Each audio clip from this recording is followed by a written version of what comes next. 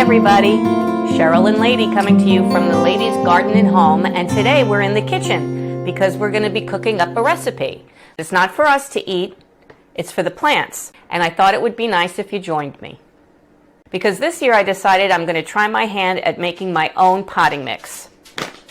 I did quite a bit of research on how to do this, and it didn't seem very complicated at all, and I thought maybe it would help me save a little bit of money. This is the potting mix that I used last year, some Miracle Grow, Expand and Grow, and it was all right. I went through a lot of bags of these, and they're about $13 a bag. Later this season, I'm going to do a side-by-side comparison of my potting mix and this, and I'll post that video when it's ready. And just to start, to avoid some confusion, the differences between seed starting mix and potting mix is really the addition of some compost and some maybe fertilizers in the potting mix. They're both sterile environments with no soil. That's what potting soil is. That includes soil. But to get the little seedlings started, the seed starting mix is meant to just create a perfect environment for germination and their little heads popping up and their little roots shooting down, making it as fluffy and light and airy and water retentive atmosphere as possible. But there's no fertilizer in it. Again, there's no compost or anything in it. So what most gardeners do is they sow their seeds in a rather small tray or cell trays, and once they've sprouted, they pot them on. So they put them then in a larger container with potting mix in it. I'm going to try to save myself some time this year because I did an awful lot of that last year, and at the end I ended up running out of space anyway. So this year I'm hoping to avoid some of that. So this is the recipe I settled on. I'm starting with the base coconut coir. Okay, coconut coir is from coconut husks, and it is used in seed starting and potting mix interchangeably with peat moss. Now there are debates on what's better for the environment, coconut coir or peat moss. Both of them have their drawbacks and both of them have their benefits. I just happen to like the fact that this was in a small block and wouldn't take up as much space. Then for the compost, now I didn't buy the right thing, I'll be honest with you. I bought the super compost, which I used out in the garden a couple of times last year before I got my compost going. And it's great because you mix it with soil and it's supposedly concentrated. So that means I'm not going to use that much in my recipe, but I'm looking for a much more affordable option to a regular compost than this because this was $30. So that's not a cost savings as far as I'm concerned. But I had a gift card from Home Depot, and I figured, let me just get everything that I need for this and use the card. Then I'm going to add worm castings, and for those of you who don't know what worm castings are, it's worm poop. That's all, worm poop. And, you know, sounds yucky, but plants love them.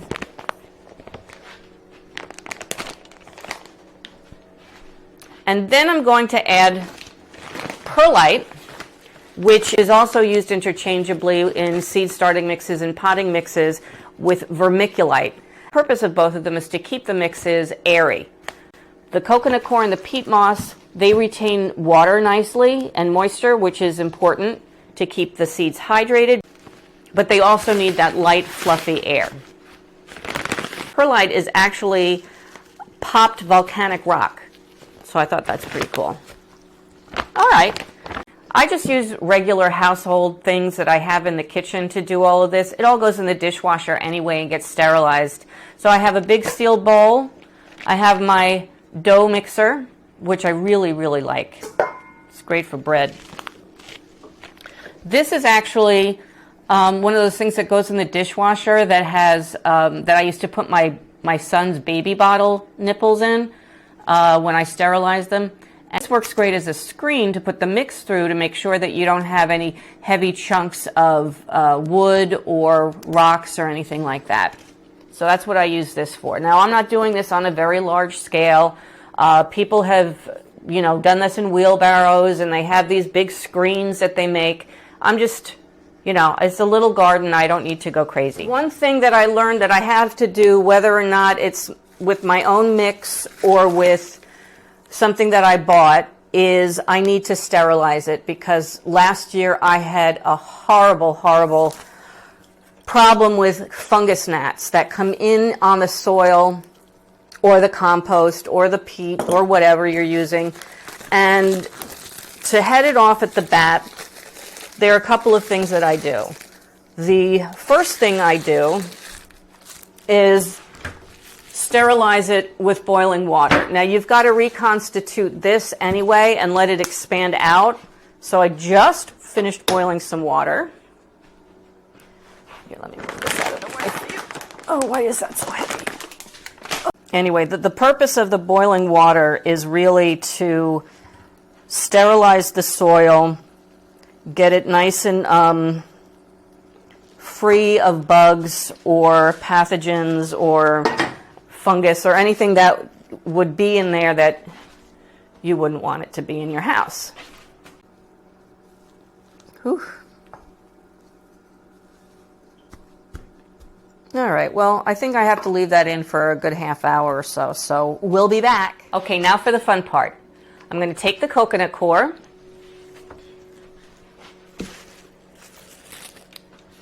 going to grab one mugful, because what I'm doing is I'm measuring by ratio. So it's going to be a cup of the coconut coir, a cup of the compost, and a cup of the perlite, and then just a handful of the worm poop. And I'm going to pour it in my little baby bottle holy thing to sift out any chunks.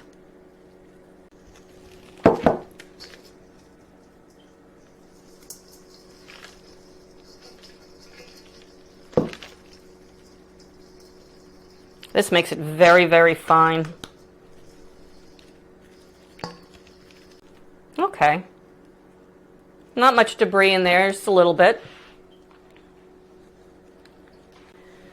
Then I'm going to do the same with the compost.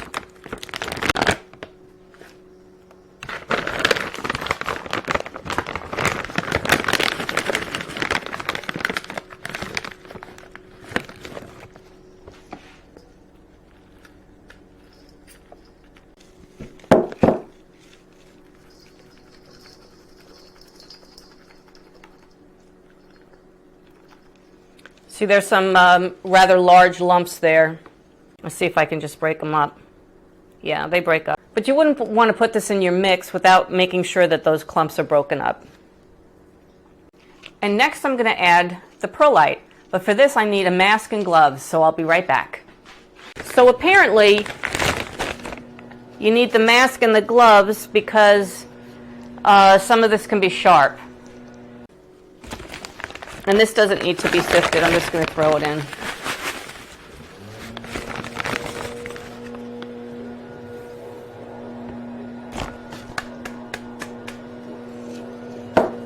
Then I'm going to put in a handful of the worm castings. Actually, I think I'll put in 2. And we stir it up.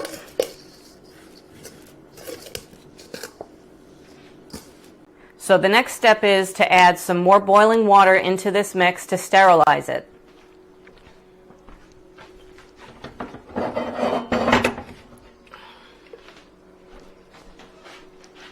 Now you don't want to over soak the mix. Just pour it in slowly, a little at a time, so that you don't oversaturate the soil.